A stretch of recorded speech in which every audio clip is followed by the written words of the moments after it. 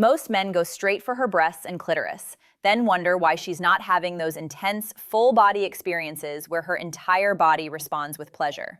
But you're skipping 6 other erogenous zones that actually create that response.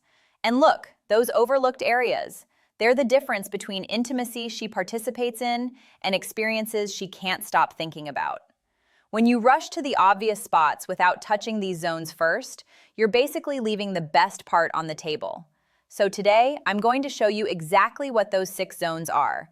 And more importantly, I'm going to give you a step-by-step plan you can use tonight to combine all 7 zones in the right sequence for maximum effect. I'm Dr. Jocelyn, your trusted men's health advisor. Today, I'm taking you through the anatomy of female pleasure to show you the 6 most overlooked areas on a woman's body. And I didn't just rely on textbook knowledge for this. I talked with women about what actually works. And some of their answers surprised even me. Let's start with the first zone, and this one is so subtle most men never think to touch it: her scalp. This is a part of her body that rarely gets touched outside of a hair salon, which makes it incredibly intimate when you do. It's also packed with nerve endings. It's one of the most nerve-dense areas on the body, and gentle scratching, slow movements through her hair, a light pull at the nape of her neck, all of this activates those nerve endings and sends tingles down her spine. Use your fingertips. Move slowly, like you're giving her a relaxing head massage. Many women find having their hair gently touched or brushed surprisingly soothing and even sensual. The scalp is powerful, not just because it feels good, but because it's not typically associated with intimacy. When you're touching her there, you're focused entirely on her comfort and enjoyment. It helps her relax, brings her into the present moment, and creates arousal in ways the more obvious areas can't. The second zone is something you probably touch, but not the right way: her neck. It's one of the most sensitive parts of her body. Soft kisses, warm breath, gentle contact, all create powerful responses. But what gets missed is that you need to explore the entire neck area. Most guys focus on just the front or one side. The neck extends all the way around, and different spots respond differently.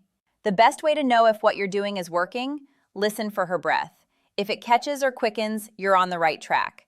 The neck is incredibly vulnerable, and there's something subconsciously appealing about the trust it takes to let another person be close to this area. You can try gently kissing the back of her neck, not aggressively, just enough contact to create warmth. It conveys confidence, which many women find extremely attractive. Zone number 3 is polarizing: the ears. Some women love having their ears kissed or touched, while others find it uncomfortable or ticklish. Your results will vary, so pay attention to her reactions. When it comes to ears, whispering something affectionate, giving a gentle breath near the ear, or softly kissing this area usually creates pleasant responses. If she's responding well, explore further with gentle contact. Move slowly around this sensitive area. Don't rush. Build up the sensation gradually as you get more positive reaction from her. If she's leaning into you, if she's making approving sounds, continue. Otherwise, move slowly and read her signals. Ears are incredibly responsive, especially when you combine sound and touch. The combination of warm breath, whispered words, and gentle kisses creates layered sensation that deepens connection significantly. Before I move to Zone 4, let me share something that'll help you avoid common mistakes that kill the mood. I've created a free guide called The 10 Oral Intimacy Mistakes Most Men Make. This covers the most common errors during oral, mistakes that turn something she should love into something she just endures. Things like wrong pacing, missing her signals, not reading her responses. You'll find the link in the description below. The fourth zone is so subtle it often gets ignored completely: the lower back. That spot between her waistband and shoulder blades is especially responsive. It's packed with nerve endings. For many women, having this area touched the right way creates a deeply feminine feeling and opens them up to deeper connection. The lower back usually gets treated like a warm-up, something you touch before real intimacy starts. But this area can remain important throughout your entire time together. A hand resting there during close moments, supporting this area gently, a soft touch when she's facing away from you. Even light pressure here can heighten her comfort and deepen her trust. You can explore this area with your lips too. Combine gentle kisses with supportive touch on her hips, and you're creating unexpected pleasure. And you don't have to wait for private moments. Give her a gentle touch here as she passes by. Rest your hand there while guiding her through a doorway.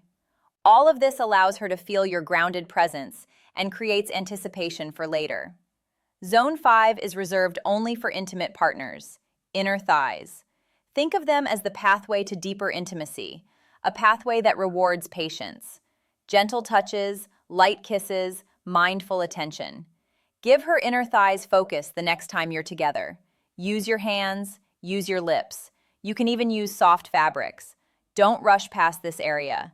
Use the inner thighs to let anticipation build naturally. The more time you spend here without rushing ahead, the more her body prepares itself and becomes responsive.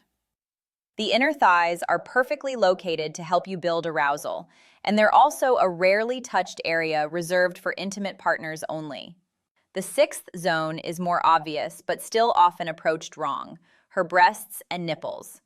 This region is highly sensitive, and the right kind of attention here can create intense pleasure. Using your hands, your lips, gentle contact, varied pressure, even temperature contrast with ice, all of these create different sensations. The key is to go slow and watch her reactions. Women's sensitivity here varies greatly. What worked previously might not work today. Her responsiveness changes throughout her cycle, throughout the day, based on stress and arousal levels. When exploring her breasts and nipples, it's about gradually building up to her preferred level of stimulation. For some women, that's very gentle. For others, it's firmer touch. Discovering where your partner is on that spectrum is part of the experience. Now, before I reveal the seventh and final zone, stay with me because after I show you what it is, I'm going to give you that detailed step-by-step action plan I promised. The exact sequence to follow, how to transition between zones, what to say, how long to spend in each area, and how to combine everything for maximum connection. This isn't just theory. This is a complete roadmap you can follow tonight. And the seventh zone is the one most men focus on too quickly: the clitoris. It has over 8,000 nerve endings and is incredibly responsive. The reason the clitoris matters in this conversation is because stimulating it, along with all these other areas, is where real transformation happens. What gets missed about female arousal is that it doesn't work like yours.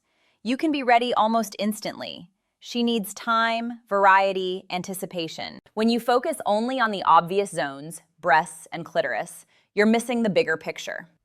But when you pay attention to her entire body, when you treat every area with care, her arousal builds in layers. It gets deeper, more intense, more connected. And when she does experience release, it's not just localized to one area. It's a whole body response that she feels throughout her entire being. That's the difference between adequate intimacy and unforgettable intimacy. That's what keeps her thinking about you, wanting you, initiating with you. Now here's that detailed action plan I promised.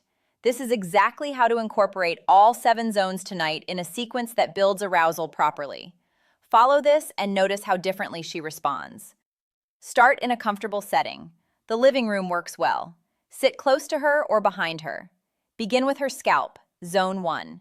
Run your fingers slowly through her hair for 3 to 5 minutes. Gently use your fingertips to create small circles moving from her hairline back.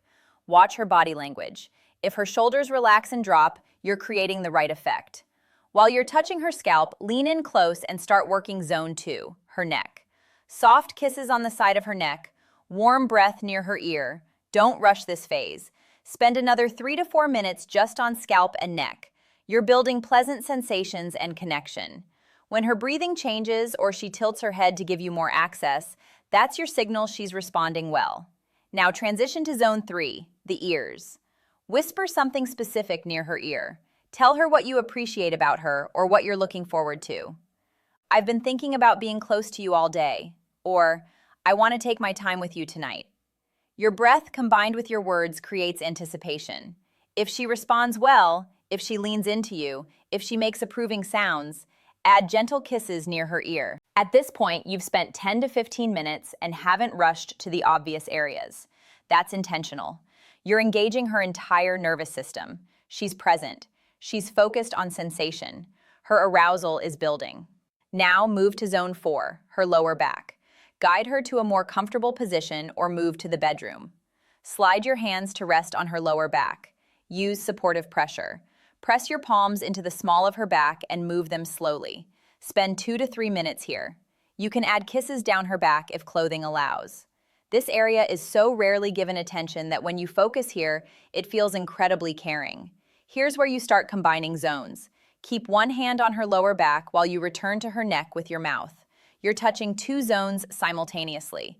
This is when her arousal spikes because her mind can't predict where the next pleasant touch is coming from.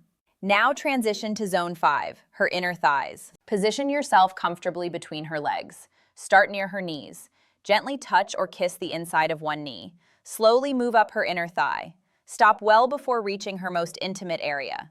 Switch to the other leg. Repeat this pattern several times. The more time you spend here building anticipation, the more her body naturally prepares itself. Everything becomes more responsive.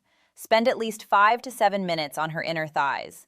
You'll notice when it's working. Her breathing changes, her body language shifts. She may guide you with her hands. Not yet. Move to zone 6, her breasts and nipples. Use your hands first with gentle touch. Don't focus immediately on her nipples. Create anticipation by touching around her breasts first. When you do focus on her nipples with your fingers, your lips, gentle contact, she's already so engaged that even light touch creates strong responses. Spend 3 to 4 minutes here. But here's the key. Alternate between her breasts and her inner thighs. Touch her breast, then kiss her inner thigh. Back to her breast, back to her thigh. You're creating variety. She doesn't know what's coming next, so her anticipation stays elevated. Now you move to zone 7, the clitoris. But you don't rush directly there. You start with gentle touch around this region first. Slow, mindful movements. When you do focus directly on her clitoris, use gentle, consistent contact. Here's where all the previous zones create the difference. Because you spent 20 to 30 minutes building her arousal through her scalp, neck, ears, back, thighs, and breasts, her clitoris is already highly responsive. You don't need intense pressure or fast movement. Her body is fully engaged. While you're focused on her clitoris, bring back other zones. Keep one hand on her lower back with supportive pressure.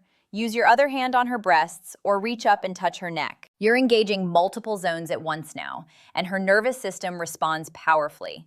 Pay attention to her breathing, her sounds, the way her body moves. When you find an approach and rhythm that makes her respond positively, don't change it. Stay consistent. Many men make the mistake of changing what they're doing right when she's most engaged. If she's responding, maintain exactly what you're doing. When she does reach climax, it won't be localized. It'll be full body because you've spent 30 to 40 minutes activating sensation throughout her entire being. That's the transformation. That's what creates those full body experiences where she feels pleasure from her scalp to her toes. After she finishes, don't stop abruptly. Slowly reduce intensity. Move from her clitoris back to her inner thighs. Gentle touches, then back to her lower back. Soft contact. You're helping her transition gradually. This matters significantly. That's your complete approach. Scalp to neck to ears to lower back to inner thighs to breasts to clitoris, with plenty of movement between zones. 30 to 40 minutes total. Most of that time spent building connection before focusing on her most sensitive areas. The reality is simple. You can keep approaching intimacy the same way, focusing on breasts and clitoris, wondering why she's not as enthusiastic as you'd like. Or you can start treating her entire body with attention. When you do, everything changes. Her responsiveness, her desire for connection, her desire for you, all of it improves. You're not adding complexity, you're adding thoughtfulness. And thoughtfulness is what creates real connection. When she feels seen, valued, explored, not just physically but emotionally, she opens up in ways that will surprise both of you. And if you want to avoid common mistakes during oral that reduce her pleasure, download the 10 Oral Intimacy Mistakes Most Men Make. This guide covers the specific errors that turn intimate moments from something she desires into something she tolerates. Link in the description. Start tonight. Use the approach I just gave you. Spend real time in each zone. Notice how she responds and understand that this isn't a one-time technique. This is how intimacy should work. Slow, intentional, full body, connected. Subscribe to the channel and comment below. Which zone are you most excited to explore?